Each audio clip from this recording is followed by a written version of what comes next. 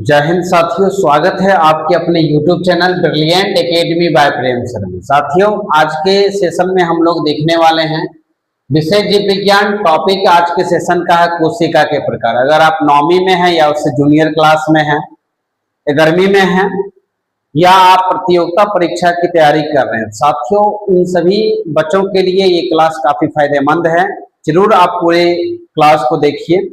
आइए साथियों, आज की क्लास की हम शुरुआत करते हैं। पिछले क्लास में हमने आपको संख्या के आधार पे दो तरह की कोशिका बताया, एक कोशिकीय और बहुकोशिकीय। आज आइए साथियों, हम लोग जो है केंद्रक की रचना के आधार पे साथियों देखने वाले हैं। तो इसमें भी दो प्रकार की कोशिका होती है। एक होता है प्रोकैरियोटिक कोशिका। आइए साथियों, प्रोकैरियोटिक कोशिका की विशेषताएं को हम लोग देखें। ये प्रकृति में सरल तथा अल्प विकसित होता है, बहुत कम मात्रा में विकसित होता है। इनमें केंद्रक अल्प विकसित होता है। केंद्रक भी साथियों जो कि एक सेल होता है, उस सेल में जो पाया जाने वाला बीच में जो डायरेक्शन देने वाला सेल का पार्ट्स है, जिसको हम लोग केंद्रक कहते हैं।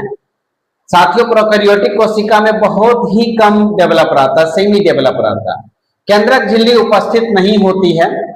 इसमें नग्न डीएनए पाया जाता है बिना हिस्टोन प्रोटीन का। साथियों, राइबोसोम के जो दो प्रकार है 70S और 80S, इसमें 70S जो प्रकार है राइबोसोम का वह पाया जाता है किसमें? प्रोकैरियोटिक कोशिका में। पतली कोशिका भित्ति पाई जाती है। इसमें कोशिकीय शोषण लिसोसोम में होता है। साथियों, प्रोकैरियोटिक कोशिका में जो आने वाले जीव है वह जीवाणु है और माइकोप्लाज्मा है। एक बार और साथियों आइए हम लोग इसको समझते हैं। प्रोकैरियोटिक कोशिका ये प्रकृति में सरल तथा अल्प विकसित होती है। इनमें केंद्रक अल्प विकसित होता है तथा केंद्रक झिल्ली उपस्थित नहीं होती है। इसमें नग्न डीएनए पाया जाता है बिना हिस्टोन प्रोटीन का। इसमें 70S प्रकार के राइबोसोम पाया जाता है। पतली कोशिका भित्ति पाई जाती है। इसमें कोशिकीय शोषण लिसोसोम में होता है, जैसे जीवाणु और माइकोप्लाज्मा। आइए साथियों, इसको एक बार इंग्लिश में डिफाइन कर लिया जाए। They are simple and semi develop in nature. ये प्रकृति में सरल तथा अल्प विकसित होता है। They have semi develop nucleus and nuclear membrane is absent. इनमें केंद्रक अल्प विकसित होता है तथा केंद्रक झिल्ली उपस्थित नहीं होती है। दे हैव नग्न डीएनए विदाउट हिस्टोन प्रोटीन। इसमें नग्न डीएनए पाया जाता है बिना हिस्टोन प्रोटीन का। 70S type of ribosome present in it. इसमें 70S प्रकार के राइबोसोम पाए जाते हैं। थीन सेल मेम्ब्रेन इज प्रेजेंट। पतली कोशिका भित्ति पाई जाती है। Cellular respiration occurs in mesosome. इसमें कोशिकीय शोषण जो होता है मेसोसोम में होता है। बैक्टीरिया, माइकोप्लाज्म, जीवाणु तथा माइकोप्लाज्म। हम लोग साथियों अब चलते हैं। इसका दूसरा जो टाइप है वह यूकेरियोटिक कोशिका है। साथियों आप वीडियो में बने रहें, बहुत ही जल्द यूकेरियोटिक कोशिका के बारे में भी बताने वाले हैं।